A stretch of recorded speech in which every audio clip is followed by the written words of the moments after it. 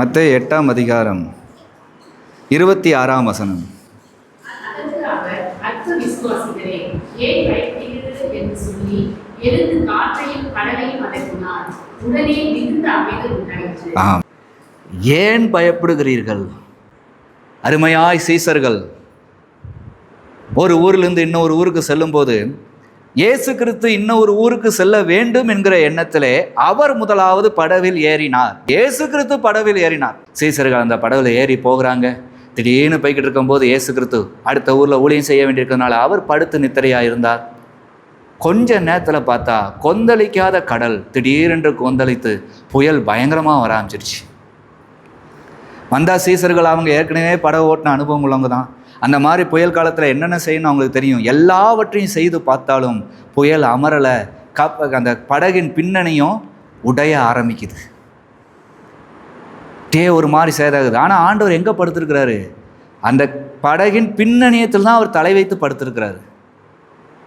இவங்க முன்னாடி நிற்கிறாங்க. எல்லாம் முன்னாடி இருக்கிற சோதனை, முன்னாடி இருக்கிற அந்த புயல், முன்னாடி அடிக்கிற அந்த காற்றின் இரைச்சல், அந்த அலைகளின் அந்த பெரிய அலைகளினுடைய அந்த தன்மை எல்லாவற்றையும் பார்த்து பயந்து நடுங்கி இனிமேல் ஒன்றுமே செய்ய முடியாதுன்னு பின்னாடி படுத்திருக்கிற இயேசுவை அவர் சாதாரணமாக படுத்து தூங்கிட்டு இருக்கிறாருன்னு நினச்சிக்கிட்டு அவரை போய் தட்டி எழுப்புனாங்க. எப்படி எழுப்புனாங்க? 25ஆம் வசனம். அப்பொழுது அவருடைய சீசர்கள் வந்து அவரை எழுப்பி, ஆண்டவரே எங்களை ரட்சியும், மடிந்து போகிறோம் என்றார்கள். மடிந்து போகிறதுக்காக ஆண்டவர் கூட வராரு. என்ன சில நேரத்தில் வாழ்க்கையில் வர்ற பிரச்சனையில் எதையாவது ஒன்றில் நீங்களும் இப்படி தான் ஆண்டவர்கிட்ட, ஆண்டவரே நாங்கள் முடிஞ்சிருவோம் போலுக்க, நாங்கள் அவ்வளோதான் போலுக்க அப்படின்னு நீங்கள் வேண்டுகிறீங்க. முடிந்து போன உங்கள் வாழ்க்கையை தான் துவங்கி வச்சுருக்காருன்னு உங்களுக்கு தெரியாதா? இனிமேல் ஒன்றுமே இல்லை, நாங்களாம் அவ்வளோதான் நினச்ச நேரத்தில் தானே ஏசப்பாவே நீங்கள் தேடினீங்க. அந்த ஏசப்பா உங்களுடைய வாழ்க்கையில் வந்தார். இன்றைக்கி எவ்வளோ தூரம் நடத்திட்டார். அப்படிலாம் நீங்கள் இருந்தவங்கிற அந்த சுவடுகளே இல்லாத அளவுக்கு உங்கள் வாழ்க்கையை மாற்றிட்டார்ல. அவ்வளோ மாற்றினவர் இனிமேலும் முடிக்கவா போகிறாரு? ஒரு வேளை முடிஞ்சிருமோன்னு நினச்சி ஆண்டவர் தெரியுங்கன்னா இன்றைக்கி சொல்லுகிறாரு, ஏன் பயப்படுகிறீர்கள், ஏன் பயப்படுகிறீர்கள் அப்படின்னு சொல்லி இயேசு கிறிஸ்து எழுந்து வந்து என்ன பண்ணார்? 26ஆம் வசனம். அதற்கு அவர், அற்ப விசுவாசிகளே ஏன் பயப்படுகிறீர்கள் என்று சொல்லி எழுந்து காற்றையும் கடலையும் அதட்டினார். உடனே மிகுந்த அமைதல் உண்டாயிற்று. அது வரைக்கும் சீசர்கள் போராடி என்ன பண்ணாலும் அமைதிக்கான ஒரு வழியே தெரியாத அளவுக்கு இவங்க வாழ்க்கையை போயிடுச்சு. ஆனால் இயேசுவை போய் எழுப்பி, ஏசப்பா நீங்கள் தான் எங்களை பார்க்கணும்னு சொன்ன ஒரு செகண்டில் ஆண்டவர் வந்து சொல்லுவார், அற்ப விசுவாசிகளே. அப்போ என்ன சொல்லுகிறார்? அற்ப விசுவாசினா எல்லாம் இருக்கிறப்போ எல்லாம் நடக்கிறப்போ ஏசுன்னு சொல்கிறீங்க, பிரச்சனை வந்தவொடனே ஏசு எங்களை காப்பாற்றுவாரான்னு நினைக்கிறீங்களே, உங்கள் விசுவாசம் அவ்வளோதானா? சொற்பமாக உங்கள் விசுவாசம் இருக்குதா? ஆனால் ஏசு கிறிஸ்து எதற்கு வந்தார்? சொல்ல முடியாத ஆபத்தின் மத்தியில், இனிமேல் தப்பிக்க வழியில்லாத இடங்கள் மத்தியில், மரணமே நேரிடுகிறதா இருந்தாலும் அந்த மரணத்துக்கும் தப்பிக்க வல்லவராக இருக்கிறவர் தான் இயேசு என்கிற பெரிய அடையாளத்துக்காகத்தான் இயேசு உலகத்தின் பாவத்துக்காக சிலுவையை தூக்கி சுமந்து மரித்து 3ஆம் நாள் உயிரோடு எழுந்து பரமேறினாரு. இவ்வளவு செஞ்சு முடிச்சவர். அப்போ மரணத்துக்கு அடுத்தும் ஒரு வாழ்க்கை இருக்குங்கிற நிச்சயத்தை உங்களுக்கு கொடுத்துருக்கிறாரு. இவ்வளவு விசுவாசம் இருக்க வேண்டிய உங்களுடைய வாழ்க்கையில திடீரென்று நல்ல வாழ்க்கை வரும்போது மட்டும் ஆண்டவர்ன்ட்டு பிரச்சனை வந்தவன, ஆண்டவரே நாங்கள் மடிஞ்சு போறோன்னு விசுவாசம் குறைஞ்சு போயிருதே. ஆனால் என்னை விசுவாசிக்கிறவன் மரித்தாலும் பிழைப்பான் என்று சொல்லியிருக்கிறாரே. அந்த விசுவாசம் இல்லையே என்று பார்த்தா சீசர்களை சொன்னாரு, அற்ப விசுவாசிகளே ஏன் பயப்படுகிறீர்கள் என்று சொல்லி பேசிக்கிட்டே இல்லை, எழுந்து வந்தாரு. வந்து படக்குன்னு என்ன பண்ணாரு? காற்றையும் கடலையும் அதட்டினாரு. அது உடனே என்ன ஆயிடுச்சு? அமைதி ஆயிடுச்சு. விசுவாசிக்கிறவர்களுக்கு எல்லாம் கூடுங்க. எந்த சூழ்நிலையும் ஜெபிக்கவே பலன் இல்லைனாலும் ஆண்டவர் எழுந்து வந்து அவங்க வாழ்க்கையில் எல்லாமே மாறிடும். அப்போ அவர் எழும்பணும், அவர் நிற்கணும், அவர் முன் செல்லணுங்கிற வைராக்கியம் தான் தேவ பிள்ளைகளாகிய உங்களுக்கு வேணுமே தவிர சுயமான எண்ணங்கள், சுயமான யோசனைகளே நீங்கள் நடக்கக்கூடாதுங்க. கர்த்தர் உங்களுக்காக எழுந்தருளுவார். அவர் எழுந்தருன்னா அந்த காற்றும் கடலும் அடங்குதில்ல. தப்பிக்கவே வழி இல்லைன்னு சொல்லி இனிமேல் ஏசப்பாட்ட போய் கேட்டு பார்ப்போன்னு கேட்ட வாழ்க்கை இப்போ என்ன ஆயிடுச்சு? சுகமான வாழ்க்கையாக மாறிடுச்சு. அப்படியே அந்த புயல் உண்டான அடையாளமே அந்த கடல் இல்லாத அளவுக்கு எல்லாம் அமைதியாகி எப்போதும் போல ஒரு நிலைமைக்கு வந்துருச்சு. நடந்ததெல்லாம் கனவா இல்லை நினைவான்னு நினைக்கிற அளவுக்கு அது பெரிய ஆச்சரியத்தை உண்டாக்கினது. அதான் எழுதியிருக்கு பாருங்க, அடுத்த 27ஆம் வசனம். அந்த மனுஷர்கள் ஆச்சரியப்பட்டு, இவர் எப்படிப்பட்டவரோ, காற்றும் கடலும் இவருக்கு கீழ்ப்படுகிறதே என்றார்கள். அப்படிப்பட்ட ஆண்டவரை தான் நீங்கள் சேவிக்கிறீங்க, அப்படிப்பட்ட தேவனைத்தான் நீங்கள் தொழுது கொள்கிறீங்க. இந்த தேவன் உங்களுடைய இக்கட்டான சூழ்நிலைகளில் முடியாதென்ற நிலைமையின் மத்தியில் நீங்கள் தேவனையே நம்பியிருக்கும் போது, தேவ சமூகத்தையே நீங்கள் நாடி இருக்கும்போது, அவர் உங்களை அந்த இக்கட்டான சூழ்ந்து விடுவித்து அடுத்து ஒரு ஆச்சரியத்தையே உண்டாக்குவார். இது எப்படி? இது நிச்சயமாகவே அந்த இயேசு கிறிஸ்துவினால் தான் நடந்தது என்று உங்கள் நாவினால் அறிக்கையிட வச்சு உள்ளத்தில் என்றும் மாறாத அளவுக்கு ஒரு அடையாளமாகவே, அது ஒரு சாதனையாகவே ஆண்டவர் உங்கள் இருதயத்தில் நிறுத்தி வைக்க வல்லவராக இருக்கிறார். இந்த சீசர்களுக்கு இது மாறவே இல்லைல்ல. அடுத்து உலகத்தில் எத்தனை உபத்திரவங்கள் வந்தாலும் அவங்க வேண்டுனதும் எப்படியாச்சு, காற்றையும் கடலையும் அதட்டினவர் எங்களோடு இருக்கிறார், இந்த பிரச்சனைகள் எம்மாத்திரம் என்று சொல்லுகிற அளவுக்கு அவங்க ஜெபிக்க ஆரம்பிச்சிட்டாங்க. உங்கள் வாழ்க்கையிலும் இயேசு கிறிஸ்து அநேக அற்புதங்களை செஞ்சுருக்கிறாரு.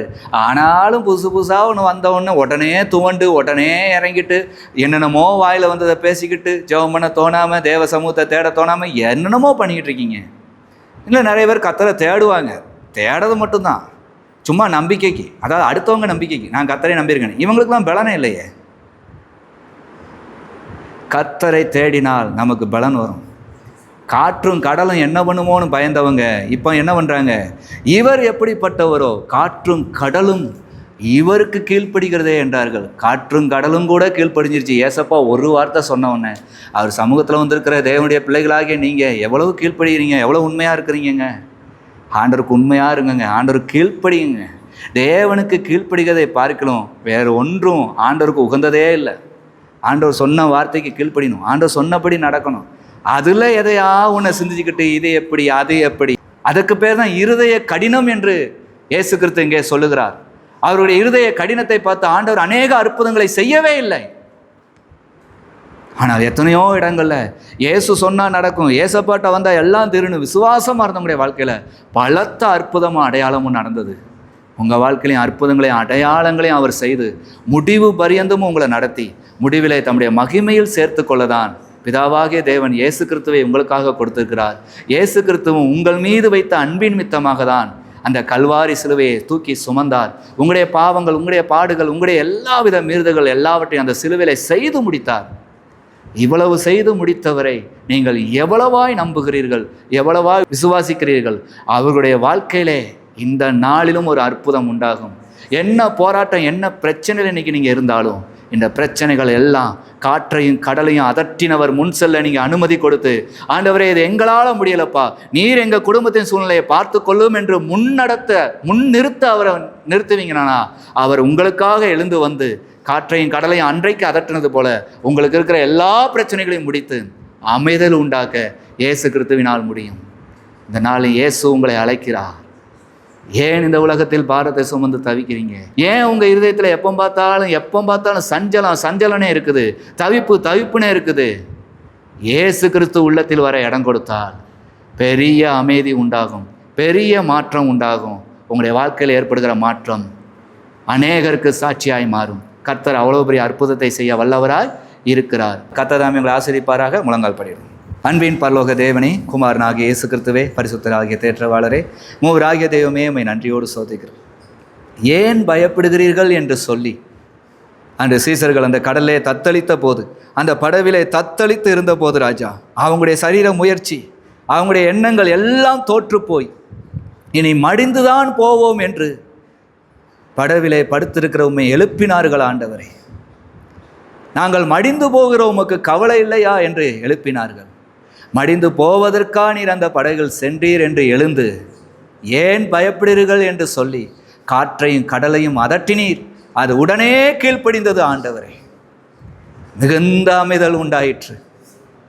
அதை பார்த்த எல்லாரும் ஆச்சரியப்பட்டார்களப்பா. இந்த முழங்காலின் வாழ்க்கையிலும் இந்த நாளில் என்ன போராட்டம், என்ன பிரச்சனை, இவர்கள் திராணிக்கு மிஞ்சி இருந்தாலும் இவர்கள் வாழ்க்கையாம் படைகள் இயேசு இருக்கிறீர். இவர்களை கரம் பிடித்தவர் கைவிடாத நேசராய் கூடவே இருக்கிறீர். இவர்கள் எல்லா முயற்சியும் பண்ணி எங்களால் ஒன்று முடியவே இல்லை என்று உம்முடைய சன்னிதானத்தில் வந்திருந்தாலும் இவர்களுக்கு முன் சென்று இந்த நாளில் நீர் அமைதிப்படுத்துகிற தேவனாய் இருக்கிறீரப்பா. எங்களுடைய வாழ்க்கையில் இருக்கிற பிரச்சனைகள், கடன் பாரங்கள், தோல்விகள் எல்லாவற்றையும் நீர் அமைதிப்படுத்தி எதுவும் இவர்களை மேற்கொள்ளாதபடி நடத்தி கர்த்தர் எங்களுக்கு வெற்றியை தந்தார் என்று ஆச்சரியப்படுகிற அளவுக்கு ஒரு அதிசயங்களை இந்த நாளில் செய்கிறதற்காக நன்றி. இந்த முழங்கால்களை நீர் ஆசீர்வதியும். ஒன்றும் வெறுமையாய் போகாதபடிக்கு உம்முடைய கரம் இவர்களோடு இந்த பெரிய காரியத்தை செய்வதாக இயேசு கிறிஸ்துவின் நாமத்தினால் இந்த முழங்கால்களை ஆசீர்வதிக்கிறோம். இயேசுவின் நாமத்தில் வேண்டிக் கொள்கிறோம் எங்கள் ஜீவனுள்ள பிதாவே, ஆமென். என் ஆத்துமாவே கர்த்தரை ஸ்தோத்திரி, என் முழு உள்ளமே அடி பரிசுநாமத்தை ஸ்தோத்திரி. என் ஆத்துமாவே கர்த்தரை ஸ்தோத்திரி, கர்த்தர் செய்த சகல உபகாரங்களையும் மறவாதே. ஆமென்.